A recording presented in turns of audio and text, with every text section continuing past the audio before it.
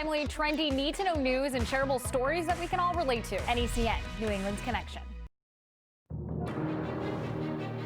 Election night 2020. It is 8 o'clock and the polls just closed in more than 15 states. And the votes are being counted right now. This election is the most important one you've ever voted in. The best is yet to come. A year in a campaign unlike anything we've ever seen, defined by a global pandemic, staggering unemployment, and a fight over racial injustice. From New England across America, where is the nation headed? We will make America great again. Let's stand up and vote and take back this country now.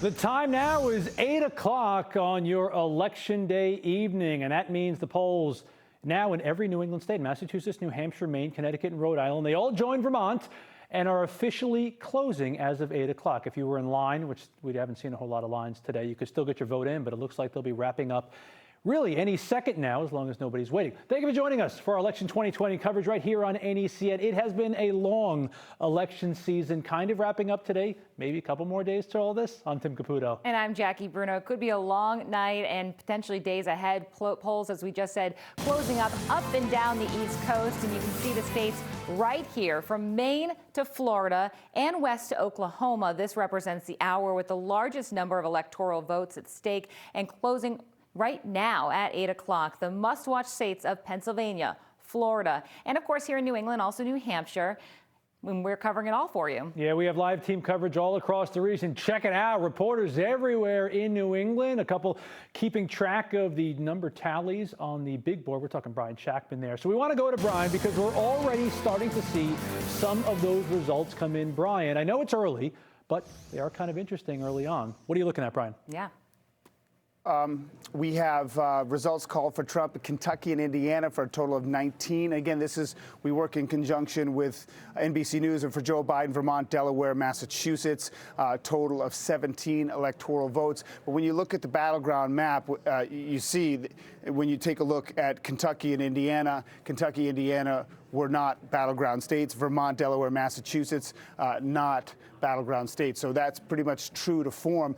The thing I'm really, again, I did a little bit of a deep dive into this. The next real shoe to drop for us. Now, obviously, we expect Pennsylvania to take a while, and that just closed. But Florida, we are, if we want to go back to that other map, we're at 82%, and this is the next one we're really going to focus on. And I just want to, it just bears repeating that Donald Trump, with 82%, has a slight lead over Joe Biden. And the key here is that the panhandle right here by the cursor still has not reported. That's where that remaining 18% is. And if we can go back to the battleground map, that's not good because that's pretty much Trump country. Now, we're not calling it here. We're not doing that at all. But right now, it's safe to say it's leaning red in that, and that would be 29 electoral votes to go towards President Trump. In terms of battleground states that just closed, New Hampshire is going to be one to watch. It is considered a battleground. The interesting part of New Hampshire, I just want to talk about it briefly because I spent like 3 months in New Hampshire, and I can tell you I actually had a couple conversations with the head of the Democratic Party there, and they were so confident that whoever the nominee was going to beat Trump. But everywhere I went, there was a lot of enthusiasm for Donald Trump. The last few polls had Biden up maybe double digits.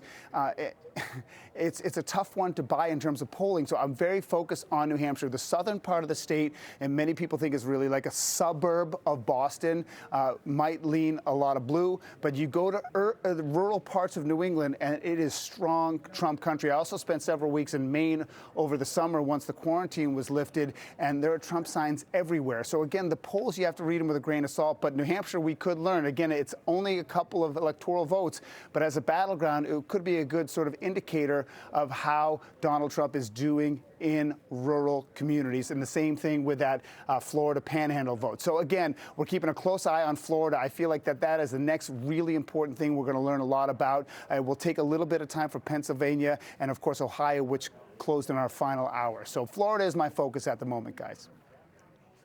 Okay, Brian Shackman, thanks so much. We also have some breaking news to report. We have just learned that Senator Ed Markey has won re-election here in Massachusetts. That's according to NBC News. Maybe a little surprise to that one, why they called the race so quickly, just about 5 minutes after 8 o'clock, winning re-election here in Massachusetts. Let's stay in the Commonwealth where the polls closed a couple minutes ago. Abby Nisgoda is in Stoneham watching the voters come in. There hasn't been a whole lot there, Abby, just a handful it seems like.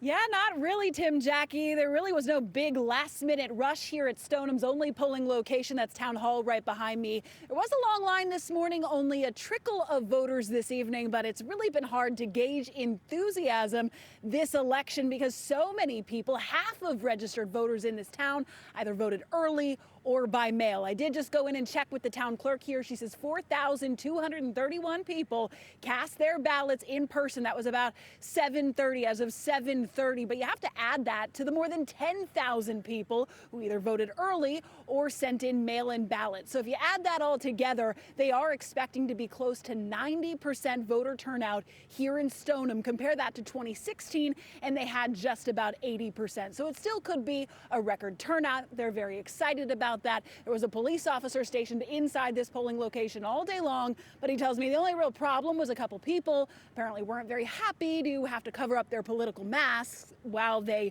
cast their ballots. So that's the only issue. So far, very smooth process here. And in the final hour of voting, we did touch base with the last couple of voters and asked them the most important issue to them. Probably coronavirus. It's just hasn't been handled very well. I guess the racial tensions that are going on and the economy is big. So there's just a lot going on. And I think that people need to get out here and make sure that their voice is heard. Now, interesting to note, Stoneham is considered a bellwether town for the state, so we're going to be watching this town very closely for results, not just for the presidential election, which might not be a big surprise, consider how blue Massachusetts is, but also for the ballot questions. Those are very important here in the state. The town clerk tells me they expect to have results pretty quickly this evening because unlike 2016, guys, they've already been able to process the more than 10,000 ballots that came in early. That's the very latest here in Stoneham. I'm going to send it over to my colleague, Brian Burnell. He's been out talking to voters in Worcester all day. Take it away, Brian. Thank you, Abby. Very much the same story here in Worcester as there in Stoneham, where Abby was. The early vote, the vote ahead of Election Day, well, that appears to have cut into the walk-in voting that happened here. We're at Worcester State University outside the Wellness Center. That's the ballot place here. Talked to poll workers earlier in the day. They said they did have a line about 7 a.m. It cleared up by about 8 a.m. And after that, it was a steady trickle, is the best way to describe it, of voters coming in. They were anxious, the voters were, to vote. They were glad the campaign is over, many of them expressing that. Some were concerned that violence might break out if we don't have a winner in the presidential race declared tonight, or at least in the next couple of days. Worcester County District Attorney said he doesn't expect trouble, but he says police are ready. Everyone's aware of the political temperature throughout the country, and you know, Worcester Police are doing a great job. Our local police departments are doing a great job for contingencies. And our state police detective unit is also assembled. They're using it as an assembly point in case there are any problems. And we're just hopeful that there won't be. So again, that's Joe Early, the Worcester County District Attorney, not expecting trouble, but police are staged and ready in case something does happen. Live in Worcester, Brian Burnell, NBC 10 Boston. Let's head up to New Hampshire because they've been experiencing record turnout for today's election. A lot of early voting as well. And there are a couple races where we're already getting numbers in. Let's go to the presidential race because that could be an interesting one in the state of New Hampshire. Again, very few reporting at the moment, just 5% where Joe Biden has the early lead, 62% to 36%. Remember, Dixville Notch, they voted right at midnight. All 5 votes went to Biden. But he's got 15,000, about 17 more than that on top of it. But only 5% reporting, so still early. Let's check out the Senate race here, Jackie. This one's been called. This one has been called. Jean Shaheen wins re-election there for U.S. Senate in New Hampshire, so we know that she has won. Yeah, early voting there, only 5% reporting, but NBC News projecting her the winner, even though only 5% reporting. Also keeping an eye on the governor's race. A lot going on in New Hampshire, and the numbers are coming in early. Let's go to Catherine Underwood. She's been in Bedford all day. What's it like there now? It sounds like you're already getting results. Yeah, we certainly are. They're just about packing up here. The polls closed here in Bedford anyways at 7 o'clock. So what you're looking at is people cleaning up and those last few ballots being counted. The town moderator expected a 90% voter turnout today, which is unprecedented here in the town of Bedford. There was also, guys, a record-breaking number of new voter registrations today, because we do that here in New Hampshire, same-day registration. Just a little while ago, we spoke to the very last 2 people through the doors here in Bedford just seconds before the polls closed. Take a listen. Just barely made it in as the polls are getting ready to close, so I'm officially the last person here re-registering to vote in town. How does it feel to be able to do that today and cast your ballot? It's an incredible feeling. It's something that definitely needs to be done, and hats off to everybody that got out and did it today. I just became U.S. citizen this year. Congratulations. Thank you. So what does this mean to you? It means a lot. So I just found out that they closed at 7, so my kids are like, Mom, you gotta go, you gotta go. So I took my car key and I drove here. So a tip of the hat to those newly registered voters casting their ballot today in what is really a historic election. What a day to do so, right? So we do know that we're expecting results, at least from here in Bedford, on the presidential election within the next few minutes or so. As soon as we get that, we'll bring that to you live. As far as those races that have already been called, no upsets there, no surprises. We'll see how the rest of the night plays out. Okay, For Catherine. now, let's send it back to you guys in the studio. Yeah, and we're going to send it right back out again. Thanks so much, Catherine. And we're going to go out to Manchester. That's where we find Michael Rosenfield. Well, Michael, it looks like it's cold out there, but are there any stragglers coming out of there as they clean up the polls there? Yeah, everything's pretty much coming to a close. Numbers are starting to come in here in New Hampshire, and it could be a mixed bag for Republicans here in the state of New Hampshire tonight. All eyes, of course, on Donald Trump at this point. He's hoping to flip the script from 4 years ago when he narrowly lost to Hillary Clinton here in the Granite State. He's hoping he can win this evening. And tonight, Republicans here in New Hampshire are gathering right here at the downtown Doubletree Hotel in Manchester, watching the numbers come in. Republican Governor Chris Sununu should be a bright spot. He's expected to win his re-election, and one of the congressional races could go either way. It could be a Republican pickup. Now, we were in Salem earlier today, which tends to lean Republican, and the town moderator in Salem telling us this afternoon he was expecting huge turnout, perhaps record-setting, and they should be counting the numbers in Salem until maybe 2 o'clock this morning. All of this happening during the pandemic, so voters there were finding plexiglass barriers, one-time use pens, and the curtains were actually removed from the voting booths. One less thing to touch. Gives you an idea of how things were shaping up here in New Hampshire today as people voted during COVID-19. Here's the town moderator in Salem. He spoke with us earlier today. He runs the election in the town. I've been doing this over 2 decades, and we had an unprecedented amount of people vote here from 7 to 8:30 in the morning. People started lining up at 6 a.m. For the doors to open at 7. So it was unbelievably busy from 7 to 8:30. People are animated. They're animated about COVID, and I think they're animated for and against our current president. And so that drives them to want to get out and vote. New Hampshire has always been considered one of those critical battleground states, but this time around it hasn't gotten as much attention as it usually does. It could be because Joe Biden has been leading fairly solidly over Donald Trump in the polls in recent weeks. We'll have to see if that actually pans out this evening. That's the latest live in Manchester. Michael Rosenfield, NECN, back to you. Thank you, Michael. Maybe leading Biden's way, but the Republican governor in the state, Chris Sununu, is the projected winner for re-election there. You see only 5% reporting, but already NBC News projecting Sununu as the winner of this race. Right now, 57% to 42%. And while New Hampshire is as exciting of a battleground state this year as some others, Maine, of course, is the one that we're all really excited about here at NECN. It's the Senate race that is so closely watched all across the country. Yeah, I want to check some of the poll numbers now if we have them to see what we have going on there numbers-wise, or we can go right to Dustin Bukowski. He's been following the race closely, especially Susan Collins, the Republican incumbent. I know the polls just closed there. Any difference in feeling as these early numbers are coming in, Dustin? Not really. There's still a lot of excitement here at the Collins camp, and I imagine down in Portland with Perry at the Gideon camp. Again, this has been a heated fight hitting fundraising records for a state race in Maine. You had flyers in tons of mailboxes across the state, inundation of TV ads on screen. So it all comes to a head tonight, but we'll see if it goes to a ranked choice voting count. So what are we watching here in Maine tonight in the Senate race? Did Susan Collins convince enough people to split their tickets? Are people going to vote for Joe Biden and for her? Is ranked choice voting going to play a role? Collins and Gideon polled very tight in the home stretch here. Third-party candidates will get maybe 5 to 7% of the vote in this race. Finally, if ranked choice happens, who did those third-party folks tell supporters to rank second? Is it Collins? Is it Sarah Gideon? We're going to have an independent green in this race, Lisa Savage. She told supporters to rank the Democrat second, but polling shows there's no guarantee all the people who rank Savage first put Gideon in second place. It's not quite as simple as all those voters will move to Sarah Gideon. In our poll, a number of Savage voters are moving to Max Lynn second, a number are moving to Susan Collins second.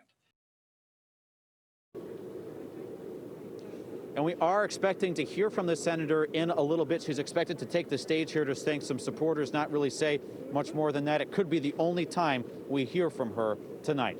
But for now, live in Bangor, Maine, Dustin Lukowski, NECN. Thank you, Dustin. Susan Collins has really cruised to re-election in years past. A very different story this year, really battling it out over the last couple of weeks and days. Heading into today, you see our Perry Russom. He's been tracking the Sarah Gideon campaign. They got to be somewhat happy about how they're feeling tonight coming into it. It's been close.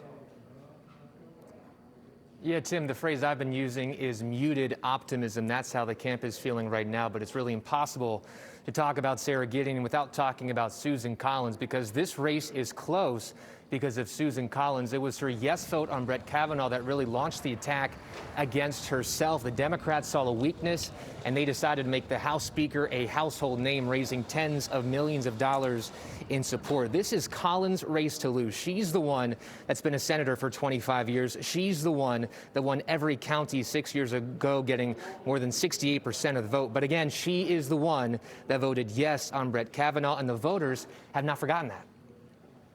At what point for you did you decide not to vote for Susan Collins? Very early on. It's really because of the Trumpism and the Republicans. It's not just Trump. It's the way all the Republicans just fell in line. You know, obvious people that hated his guts, you know, a month before he gets elected, and all of a sudden they're people like Susan Collins doing everything he asked. I voted for Sarah Gideon. What message do you hope that sends to Susan Collins? No message at all. It's just I'm getting tired of Mitch McConnell as the majority leader, and it's time because he just sits on things and doesn't address any issues that the House brings forth. He just sits and gets cobwebs. So that's how the race is going for the people we talked to. The polls closed 17 minutes ago. Curious to see what everybody else is thinking after they voted. Okay, Perry Russom out in Maine, thanks so much for joining us there. And we're also going to be talking to somebody in our newsroom right now. Yeah, Allison King, obviously our political guru in all this. You covered the Clinton and Trump race 4 years ago.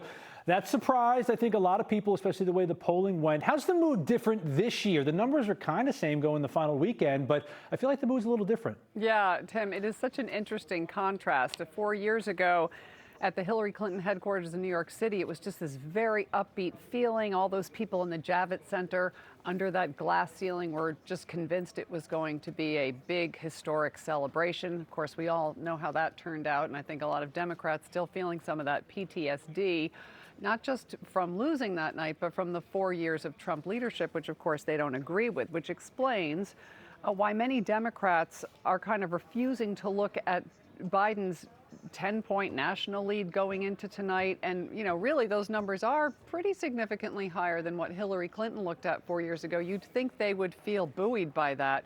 Instead, most Democrats that I've spoken to in recent weeks are very somber, very sober about going into this night and just don't want to take anything for granted, knowing that, you know, all of this, those poll numbers could change on a dime when the reality comes in. Yeah, those polling numbers are, you know, really stressful for a lot of people, of course. But with all this early turnout, does that solidify some polling numbers, or how are people feeling about the trust level overall here? Yeah, you know, certainly based on the polls from the past few months, which shows Joe Biden not only up nationally, because we don't look at that usually so much as the key battleground states, where he's also had a 4, 5, 6, 7, 8, 9, 10-point consistent lead. In any other election cycle, it would be built as a potential landslide. But, of course, we know that is, if Donald Trump were to win after all this, what does that say about the polling? I think it would be really devastating to pollsters who would have to rethink methodology, rethink screening tactics in order to regain trust in any of their polling in cycles, presidential cycles at least, coming up. Okay, Allison King live in our newsroom for us. Thanks so much.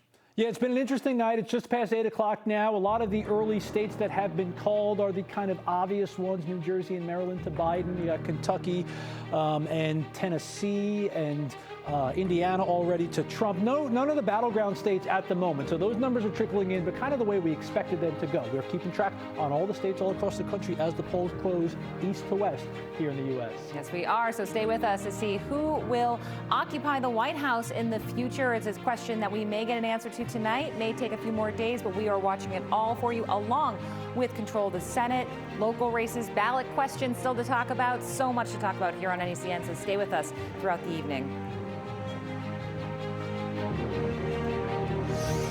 Get more than just the headlines. Join Jackie and Tim as they take a deep dive into the biggest news of the day. Here on the 10, we make it our mission to dig a little deeper. 10 straight minutes on the topics you want to know more about. We want to take a second look at what ranked choice voting is.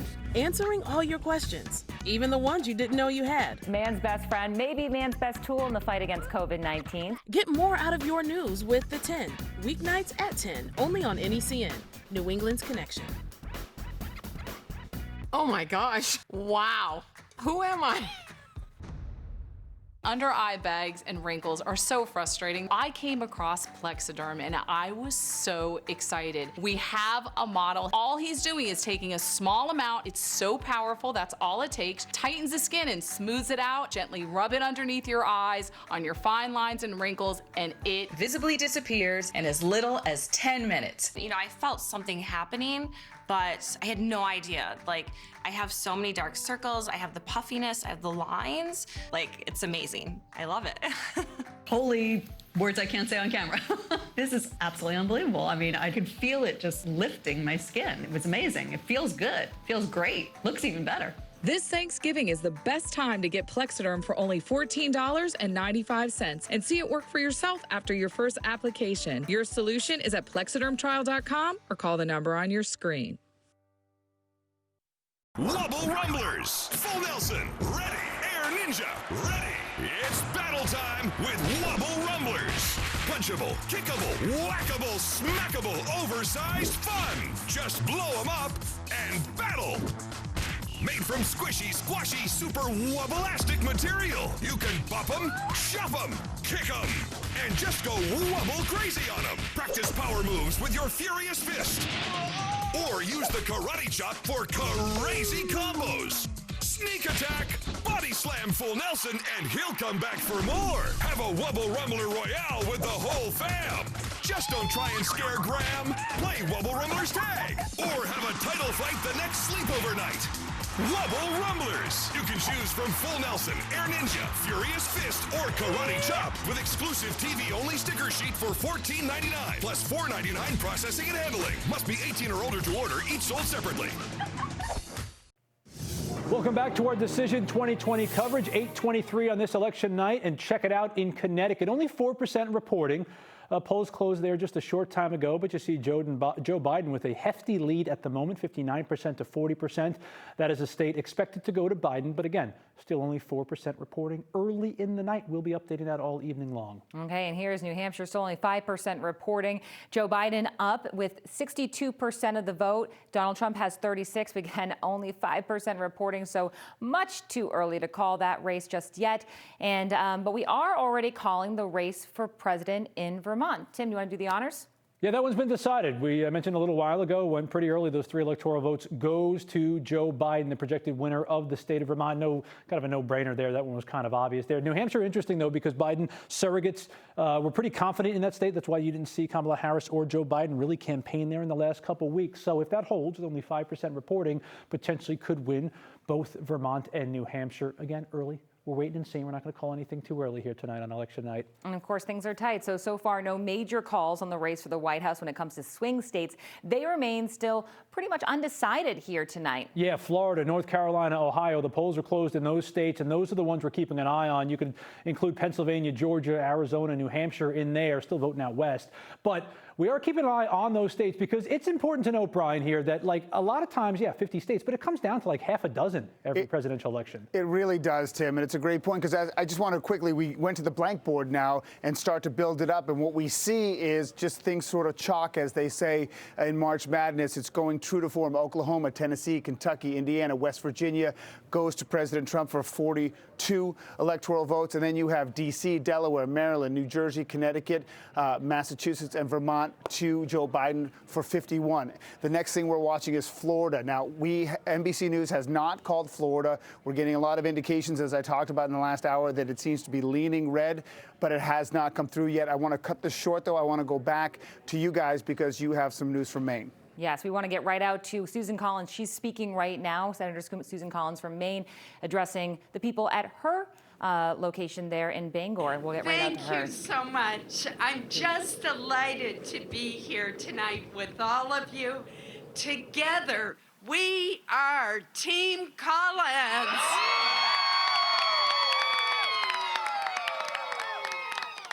And what a team it is. You know, when we made the decision, when Tom and I talked about my running again, I knew that this would be a tough race.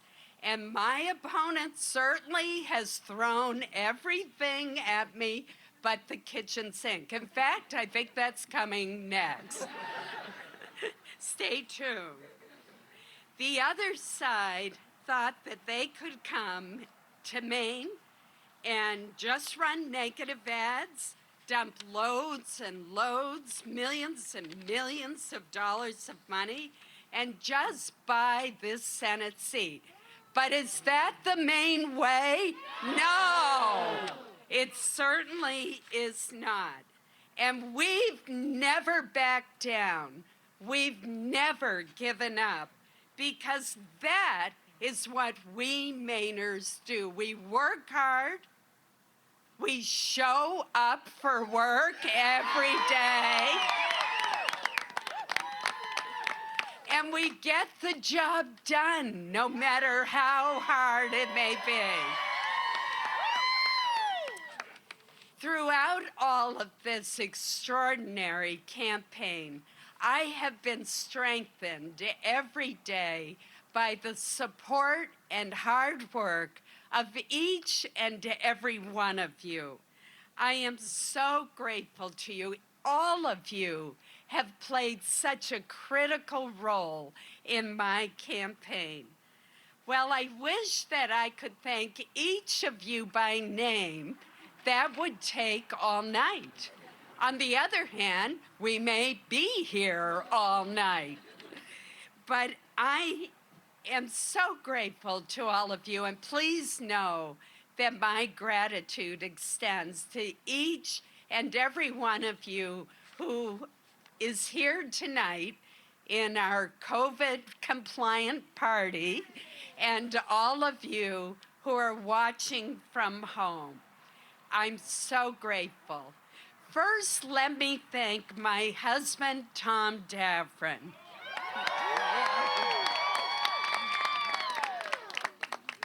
Tom has put up with so much, and I am so grateful. Tom, tonight we can finally go to bed without watching those negative ads. You're no longer going to have to switch to watch the Canadian Broadcasting Company. And I'm just so grateful for your love, your advice, and your support. Thank you so much, Tom. Thank you. So my 93-year-old mother, whom I saw at breakfast this morning in Caribou, is watching from Caribou. I thank her so much. Thank you, Mom, for teaching me the values of working hard, keeping my commitments, acting with integrity, and serving others. I could not have had better role models than my parents. All three of my brothers, Mike, Sam, and Greg, have joined us tonight. Thank you so much for being here. Along with my sisters-in-law, Debbie, Lise, and Lori, and my wonderful nieces, nephew. There are others that are watching from afar. I'm so grateful that you are all here tonight. Thank you so much. Thank you. I want to thank my campaign chairman. That is Ann Robinson and Josh Tardy. They provided great leadership, terrific advice, always kept us on track. Thank you, Ann and Josh. Thank you. My extraordinary finance chairman, Sam Ladd. Sam raised $500,000 for me in the great state of Maine. I'm so thankful to him. He's got a great Rolodex. And my treasurer, Betsy McCandless. What a great friend Betsy is. Thank you so much. She also deserves my heartfelt thanks.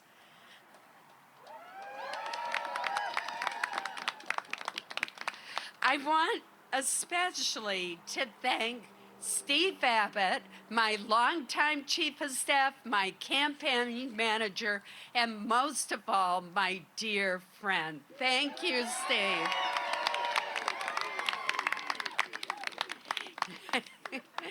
And Amy Abbott, who led our fundraising operation. That was extraordinary. We raised more than we have ever raised. And the entire campaign team, I could not have had a better, more hardworking campaign staff. Thank you, each and every one of you. But I don't want to forget my federal staff, who for years have helped literally tens of thousands of Mainers with problems with federal agencies, communities across our state, with economic development projects, anyone who needed help. They were always there in my 6 constituent service centers. Thank you so much for all that you have done. You know, it's because we get it. It's not about politics, it's about Maine and Mainers. So you may have noticed those great buses that we have. We have, one is from Sear Bus Line, one is from VIP Bus Line. I want to thank my dear friends Sue and Joe Sear, Jason Briggs for doing all of that. They look great. So listen to this. We have just completed my All of Maine bus tour. It's my favorite part of the campaign. We have been from Rangeley in the west to Eastport in the east, from Kittery in the south to Fort Kent in the north. We have visited 80 communities talking to Mainers where they live, where they work, where they play. We have traveled 6,500 miles. And all along the way, I have been so heartened to speak with so many wonderful Maine people, to listen to your stories and to talk about how we can make our special state even better. These are not easy times. That's an understatement. A persistent global pandemic, continues to threaten the health of our people and the well-being of our economy. And that's why I'm so proud to have been the author of the Paycheck Protection Program that has helped 3 out of 4 Maine small businesses. That's 28,000 Maine small businesses. It's brought $2.3 billion to this state in forgivable loans, and it has helped to sustain 250,000 Maine jobs.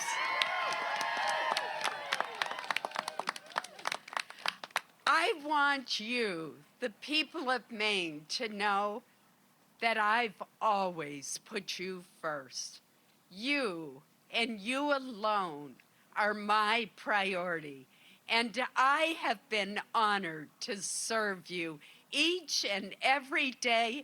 That's why I've never missed a single roll call vote. That's more than 7,400 votes. 7,486, but who's counting? I also want to thank the thousands of great volunteers that we have had all over the state. Town and county chairs everywhere in the state of Maine. We've had sportsmen and women join our coalition, law enforcement officers, small business owners, shipbuilders, firefighters, police officers, sheriffs. It goes on and on. And you might also recognize some of the friends and volunteers who have appeared in our television ads. Thank you, each and every one of you, for stepping up and standing with me when I needed you. I'll never forget your support and your willingness to stand with me. Finally, I want to introduce to all of you someone that I'm sure you've never heard of, but he's been one of my greatest volunteers, whom I've named the MVP of our campaign. He's gone above and beyond to help me because he cares as much about our state as I do. In fact, his name is synonymous with the state of Maine. In this crowd, some of you may know him as Julie Green's younger brother. But across Maine, we know him as Bill Green. So Bill, come on up here. A big speech there from Senator Susan Collins. Not a concession speech, not a victory speech, more of a thank you speech to her supporters, the campaign staff, and her fans out there as well. You see her out there continuing to thank people out there. The Maine race, obviously a close one, obviously one that we have been watching closely heading into Election Day. Still too close to call in the state of Maine. And because of ranked choice voting, this one could take more than tonight to find out. So this is why she's speaking to her constituents tonight, right now. And we will continue to watch that very closely. But we want to get out to Brian Shackman because we are getting a lot of numbers coming in. And he is our tabulator for the evening. And he is at that touchscreen. Brian, anything new popping up there? Yeah, but I want to just reset real quick about where we are in terms of the race right now. Right now, in terms of electoral votes, it's 51 for Biden, 42 for Trump. Red, Oklahoma, Tennessee, Kentucky, Indiana, and West Virginia. And for Joe Biden, Maryland, D.C., Delaware, New Jersey, Connecticut, Massachusetts, and Vermont. All of these are holding true to form. No surprises as of yet. I'll get to Florida in 1 second, but I want to point out one Senate race that we talked about earlier in the evening. That would be North Carolina, Cal Cunningham and Tom Tillis. Right now, again, with 66% in, the race is not called, but Cunningham is up more than 5 points right now. And again, it seems like if you want to sort of pull away where the country is party-wise, this is where it is. Democrats seem to center around urban centers, and Republican strongholds are in the rural areas. It's a pretty big pattern. But the one quick thing I want to check before we talk to Ozzie Palomo from Chartwell Strategies is Florida, because he has a lot to say about. Do I know my alphabet? Yes, I do. Yes, I do. Right now, in terms of Florida, we have 91% in, and President Trump is leading by more than 2 points. Again, it has not been called, but again, you see the cities are where Biden has strength, but not enough in Miami-Dade, which he was supposed to really run away with it. Now, I want to bring in Ozzie Palomo from Chartwell Strategies to talk a little bit about this map. First of all, we have not called Florida as of yet. In terms of your viewpoint, do you see it going red? Yeah, I do see it going red, and I think you referenced the vote in Miami-Dade, which obviously came out huge for Trump, the Hispanic population there, and I think there were a lot of narratives in the Trump campaign in the last several weeks, that kind of anti-socialism push that probably resonated with a lot of the folks down in South Florida. So I think it was an impressive turnout there. I understand that, kind of looking at rough numbers, he also cut into the Black support down there, which was very important, particularly with the Hispanic vote and how that translates to other states, and we can talk about that a little later, particularly in Texas. As we know, the Hispanic vote is not a monolithic. There's a lot of cultures involved, but for certainly the message that the Trump campaign had late into the race down with anti-socialism seemed to have resonated there. Ozzie, I want to ask you, we've talked about how some of the states that have been called have been true to form, and I know you drill down into county level. Anything out there that's surprising one way or the other that you're seeing that we haven't talked about? Yeah, I mean, if you start taking a look at some of the early count votes in Ohio, it seems that Democrats have started to perform a lot better there. It seems like that Joe Biden today is a little bit better off than where Hillary Clinton was in 2016. And that's a state that it's not necessary for the Trump path to 270, but I think they were banking on it. So let's see how that unfolds as you start seeing more of the in-person vote count and some of the more, to your point, rural counties that border Pennsylvania. Because I think if you start to see those counties come in, that also has implications on what that side of Pennsylvania, the western side of Pennsylvania, will look like as well. And potentially some of the leakage up into Michigan as they're kind of similar electorate. Listen, we talk about the dominoes, right? If Ohio went Biden and Pennsylvania did, then Wisconsin and Michigan, it could be game over. That's a square of geography that we're really going to look at closely. I know we're going to talk to you a little bit later. Ozzie Palomo from Chartwell Strategies, thank you for the time. All right, back to you guys. Florida, talking North Carolina. Pretty interesting when you bring up that North Carolina map. I lived in Charlotte for some time. You see those urban areas, and they are clear as day on that map, where you have blue here, blue here, blue here, and then kind of a sea of red around it. Florida's the same way, too. When you look at the major cities there, Orlando, Miami, and Jacksonville. Now, it is a pattern, and it's been that way for a little while, but I mean, to see it sort of in all these states with really that are different politically overall, to see how really blue, cities are blue and everything else is red. And we saw that with the total map with Clinton, by the way, which had also on the edges, all the coasts went blue and all the interior part of the country went red. So these are patterns that we've seen for the last few years now, but it is fascinating to see how the demographics work in terms of urban versus suburban and then rural. There's still so much to get to, so we will get to it all tonight. Stay with us as we continue our 2020 coverage of this very important election. Stay with us tonight. Corian countertops from Bill Shays. Yep, that Bill Shays. Corian's so clean it's used in hospitals and labs. And unlike other countertops that have crevices where germs hide, Corian's non-porous, giving them no place to hide, and comes in a ton of colors that'll give your kitchen a brand new look. Call Bill Shays. Install the cleanest countertops you can put your hands on. Call the company so serious about countertops, they put it in their name. Bill Shays Countertops. Because when you say Shays, you make your new counter tops. Uh-oh, there you go. Slow slicing fruits, veggies, and those stingy onions that bring you to tears. But not anymore. Introducing NutriChopper, the compact handheld speed slicer that cuts up to 10 times quicker than a knife. Watch. You can have one slice or 10 perfect slices at once. Amazing! You can just julienne, or you can bundle slice julienne sticks at lightning speed. With NutriChopper, you can slice the entire onion or mince a mound of onions and never have time for tears. Why slice a single apple wedge when you can wedge it all in one snap? NutriChopper comes with the razor-sharp interchangeable stainless steel blades you need to make all of the cuts you want, and all incredibly quick. Chop thick slices, chop thin slices, chop cubes, chop sticks, and wedge whole fruits and vegetables in just 1 second. Slice it and cook it right in the pan, right on your stove. Chop and slice right into the pot for a family-sized stew with no mess. Snap and slice a fruit salad for the kids right into the bowl in seconds. Slice up a healthy salad for a quick and easy meal on the go. Cube meats and cheeses quick, in a snap. And NutriChopper comes with a perfect portion container and fresh keeping lid so you can slice it, seal it, and store it all in one.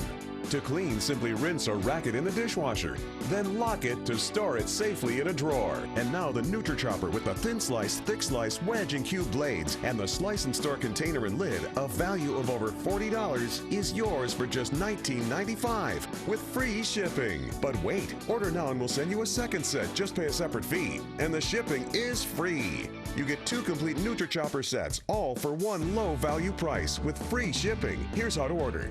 To order, call 1-800-917-7938 or go online at NutriChopper.com.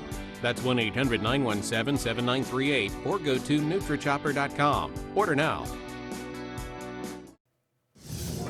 Almost 8:45 on this Election Day night, and some of the numbers are trickling in. Look at New Hampshire. We were at 5%. We are now at 10% reporting. And you see there with the early lead, again, only 10% reporting, Biden with 59%, Donald Trump with 39% in that potentially important swing state. And now we want to go to Rhode Island, where about 30% is now reporting, and Donald Trump is up by 54% to Joe Biden's 44%. Again, 30% there reporting in Rhode Island on the race for the presidency. We know Vermont and Massachusetts already called for Biden, kind of no-brainers in the world of politics. Expected that. But some early states being called, everything going kind of according to plan. The swing states, none of them have been called yet, although we're getting close, it sounds like, with Florida. We're keeping an eye on all of them. Polls have closed here in New England for a little while for some of the states, and we're seeing a lot more across the country. 8:30, in fact, talking Arkansas, 6 electoral votes in that state. They closed as well. Weird time to close at 8:30, but here we are. Yeah, and 9 o'clock is the next big chunk of time that we'll be watching polls closing. Here is the rest of that middle swath of America, including Texas. So we'll start to get some information out of there.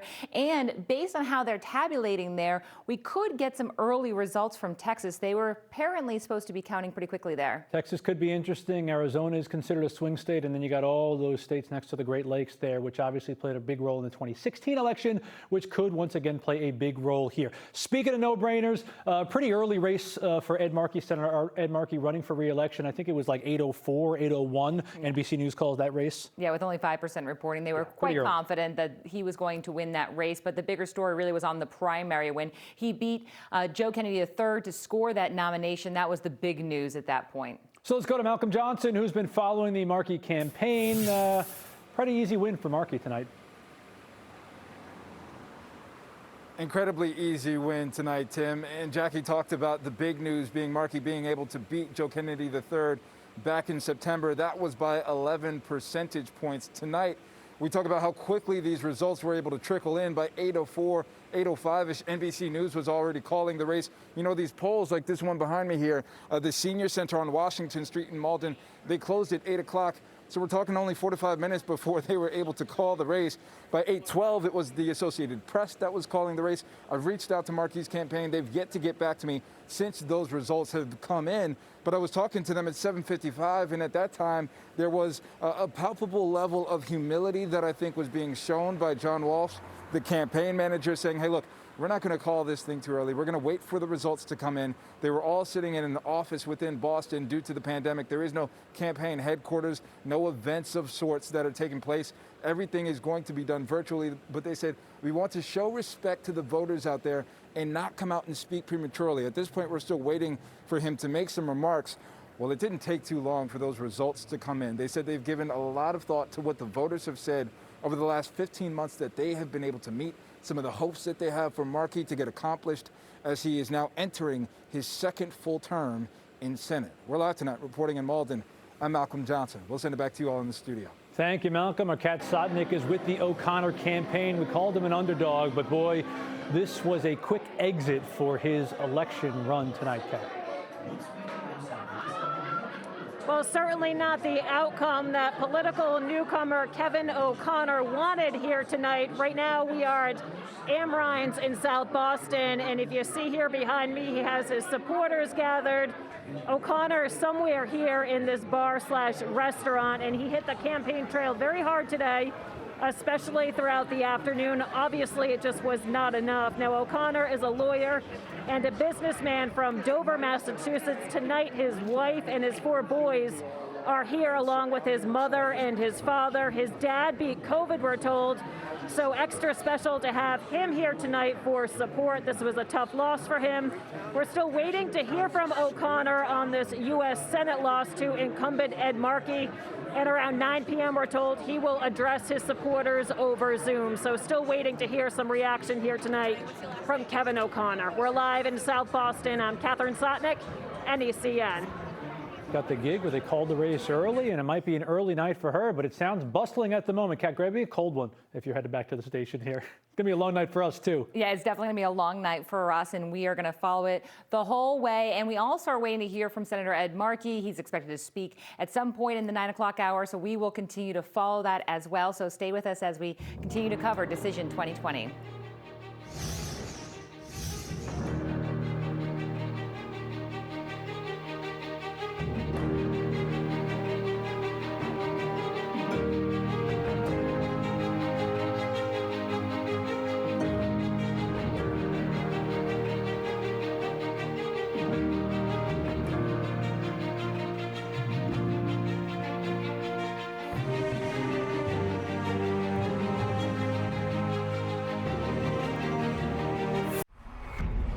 You took my father. Somebody's gonna pay for this. There's no crime more chilling. Heartless. No secret more revealing. Oh my Lord. No story more surprising than a real-life Dateline mystery. That was a pretty ugly crime scene. Yeah, it was particularly gruesome. Follow every twist and turn 5 times a week. The chase is on. With Dateline. Back-to-back episodes starting at 8 on NECN.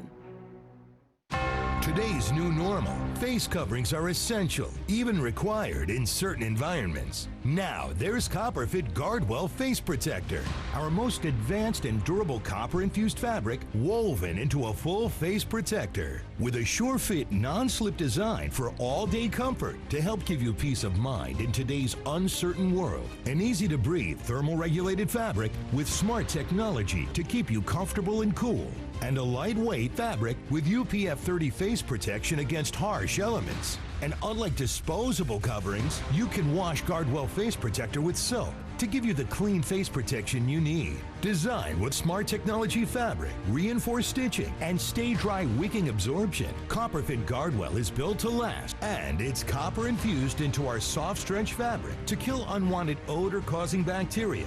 A stylish, easy-to-breathe, and sure-fit garment. Built-in smart technology with UPF 30 to keep cool and comfortable in harsh environments. Washable and reusable, so you are never without protection. And copper infused to kill odor-causing bacteria. Copperfit Guardwell is the most comfortable, breathable, and built-to-last face protector you will ever wear. Guaranteed or your money back. Copperfit Guardwell is in stock now for immediate delivery, but demand is very high and supplies are limited, so don't wait. We know these are difficult times, so we made special arrangements to send you 2 copper-infused Guardwell face protectors for a limited time for only $19.99. Order online now at getguardwell.com or call 1-800-377-1142. That's 2 face protectors so you can wash one and wear one for only $19.99. But call or go online now. We're here for you, America. Don't settle for ordinary. Ask for the original by name. Copperfit Guardwell Face Protector. Welcome back to our Decision 2020 coverage. The wait is over here in the Northeast. The polls are closed and the returns are starting to come in. A lot of them have come in. Yeah, some of them, especially here in New England, but what we're keeping an eye on are more of the battleground states like North Carolina, Florida, and of course, Ohio. Ohio's come up a lot in the last couple of presidential elections as being a very important state for the eventual winner. Let's go to Brian Shackman talking more about the Buckeye state. Brian? Yeah, let's take a look. Right now, 50% of the expected vote is in. Right now, Joe Biden at 54.5 to 44.3. I wouldn't pay a ton of attention to that lead because there's no way that Joe Biden's going to win Ohio if he wins it by 10 points. There's a lot left. But the reason why I want to point out is a couple reasons. If we can go tight on the map right here to the conversation that I was having with Jackie and Tim earlier, you see the concentrations of blue at urban centers. So Cleveland, Columbus, Cincinnati, that's where you see a lot of blue. Overall county-wide wins, though, you see a large amount of red. So basically, Trump's winning more counties, but right now Biden is getting more votes. The other place I wanted to check out is one that closes actually at the top of the hour, which would be the state of Texas. I'm working on my alphabet here, and I'm getting there, Texas, and let's go up and see where we stand, because there has been some reporting here. Right now, Texas has Joe Biden up less than 2 points with 64% in. This is 38 electoral votes. I'll talk about in a minute why Texas would be incredible if it flipped. Now, this is way too early to call. So the 50 to 48, it's a lead right now, but it doesn't necessarily mean a whole lot until you get higher than 64%. But again, if we go tight, our outline of the state isn't great. Dallas, Austin, Houston, San Antonio, all blue. And then all those rural counties are red. And that's a pattern we will see across the entire country. Now, if we expand it out to the electoral map where we have it right now, there has been no change, 51 for Biden and 42 for Trump. But if something like Texas went for either side, if it goes blue, that's 38. And that is would be a huge win for Joe Biden. Texas obviously would bring Trump into the lead. Again, so early to call. We're seeing all the ones so far that have gone true to form. And I like to say chalk when we always say chalk. So the favorites have won. Right now, the favorites have won in every state. We have not had any surprises in terms of these states, but we have coming up a fair amount of states, guys, and we'll start to get these results in, and we'll see the night accelerate. I think in the next 90 minutes, we'll get a little bit more clarity. I don't know if it's going to be called tonight. No one will say that, but I think the next 90 minutes are going to show us a lot. A lot. Is there anything else that you're really interested in looking at, either coming up or maybe that's already closed but is getting a little tighter? Well, so at what are we at now? We go at 9 o'clock. We have Michigan and Wisconsin, and I've talked a lot about these states because when you go to the 2016 map, if we could take a quick look at that, if they flip to Biden and everything else holds true to form, Biden is at 258 and would only need basically one other state that Clinton didn't win to get over the top. And those two states close. We also have Arizona. I talked about Texas. And so Michigan and Wisconsin, honestly, this is just my opinion, not representing anybody else, but if Trump won either of those states, Joe Biden would be in a lot of trouble. Brian, it is a valued opinion. You've been playing with that map for like 2 days now. You've done all the math. Yep. We just got to work on the alphabet thing. That'll be in the next hour, Brian. Yeah. The later the night goes, the worse my alphabet's going to get. We'll help you with that. It starts with A. You're good with the numbers. That's all that matters. Brian, thank you so much for that. All right, we got a lot more ahead. 8:56, more polls are closing, including even more swing states. The all-important ones on the East Coast haven't been decided just yet, but as we start to see the counties and those votes come in, we're getting a better picture on how this potentially could play out. Yeah, we're going to leave you with some of the numbers that were just coming into our newsroom and also throughout the night, so take a look at those. Stay with us as we cover Decision 2020.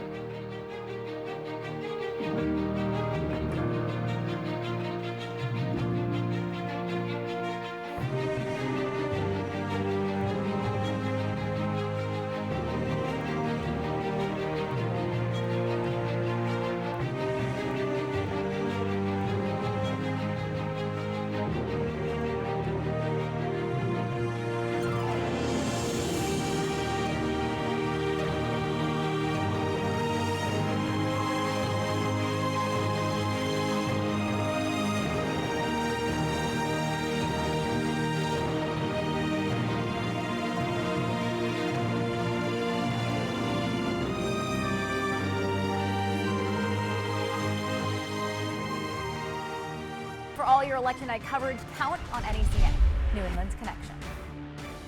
When knee pain stops you in your tracks and you need relief to keep you moving, introducing CopperFit Ice, the world's first compression sleeve to include the healing sensation of menthol and the energizing properties of CoQ10. These micro-encapsulated ingredients are infused into the compression fabric and are released and absorbed by your movement. The more you move, the more CopperFit Ice delivers. This is exactly what I'm looking for. I love the menthol aroma. It's very subtle. That menthol aroma feels like it's working. I love CopperFit because it works. I used to feel my knees starting to talk to me. The knee says it might be ready to want to retire, and I'm going to keep going a long time longer.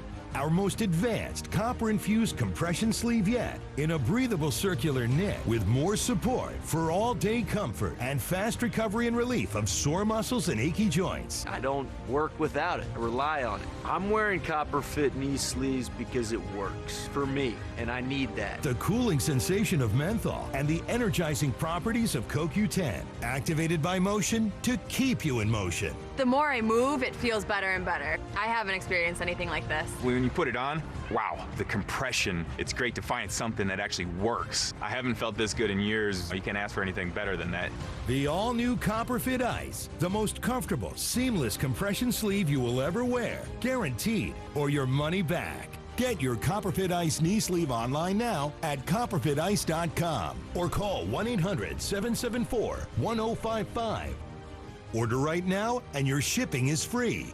You get this one body, you got to take care of it. If something works, it works, and I want to stick with it. Sometimes you come to the conclusion